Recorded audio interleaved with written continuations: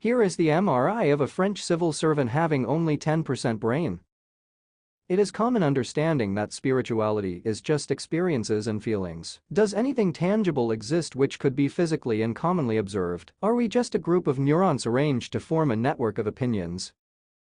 In February 2016, a couple of scientists at the Massachusetts Institute of Technology were studying how the brain reacts to music and one of the participants, e.g., full name undeclared, didn't have the left temporal lobe, for e.g., who is in her 50s and grew up in Connecticut, missing a large chunk of her brain, has had surprisingly little effect on her life. She has a graduate degree, has enjoyed an impressive career, and speaks Russian, a second language, so well that she has dreamed in it. Over the years, she says, doctors have repeatedly told e.g. that her brain doesn't make sense. One doctor told her she should have seizures, or that she shouldn't have a good vocabulary, and he was annoyed that I did, she says. As part of the study at MIT, e.g. tested in the 98th percentile for vocabulary. The experiences were frustrating. They pissed me off, as e.g. puts it. They made so many pronouncements and conclusions without any investigation whatsoever, she says. Here is an interesting case where the cerebellum is completely absent. The cerebellum is also called the little brain, as it contains more than half of the brain's neurons. A 24-year-old female patient was admitted to hospital complaining of dizziness and the inability to walk steadily for more than 20 years, and nausea and vomiting for 1 month. She is married with a daughter, and her pregnancy and delivery were described as normal, uneventful. Her parents had no history of neurological disorders. Here is the MRI of a French civil servant. He went to the hospital as he was experiencing mild left leg weakness at the age of 44. He was a married father of 2 children and worked as a civil servant. On neuropsychological testing, he proved to have an intelligence quotient, IQ, of 75. The above MRI shows that he was found to have only 10% brain, while the remaining areas were filled with fluid. In the above cases, neuroplasticity is said to be responsible for the surprisingly normal life of the patients. Neuroplasticity is said to be the ability of the brain to adapt and rewire itself, thus suggesting that the portion of the brain which remained adapted to perform the functions of the missing portions as well.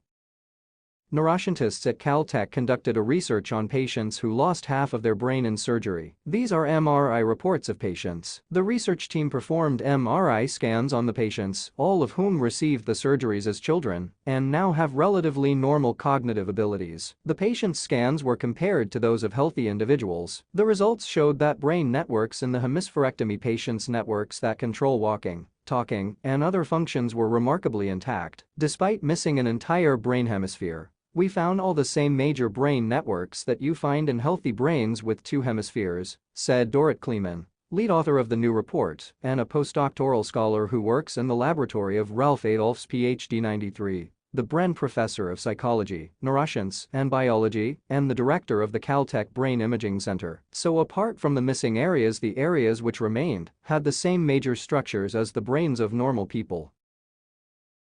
There is no such scan that can tell whether neuroplasticity has actually occurred, nor does a clear way to measure the neuron density exist.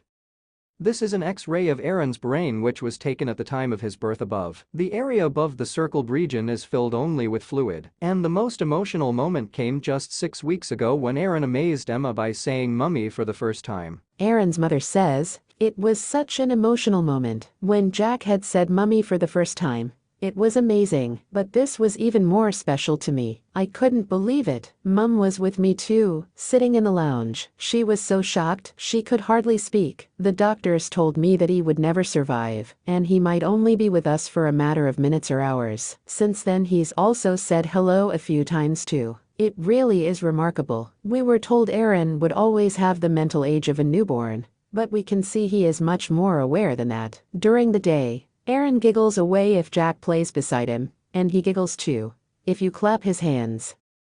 In an article titled "Is Your Brain Really Necessary?" science writer Roger Lewin reviewed a series of 600 cases by pediatrician John Lorber from England of people with hydrocephalus and excess of cerebrospinal fluid, commonly known as water in the brain. In 60 of those cases, the fluid took up 95% of their cranium, skull, and yet half of those had above average IQs. Among them was a student with an IQ of 126, who received a first-class honors degree in mathematics and was deemed socially normal. For this case, Lorber noted that instead of the typical 4.5 centimeters thickness of brain tissue between the ventricles and the cortical surface, there was just a thin layer of mantle measuring a millimeter or so. The cranium was mainly filled with cerebrospinal fluid.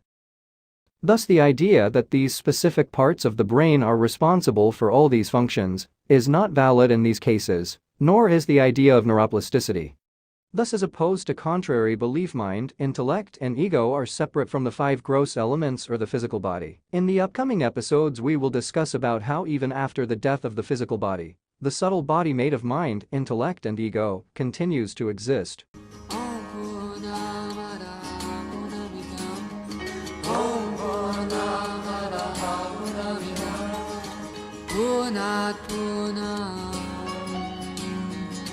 Udachate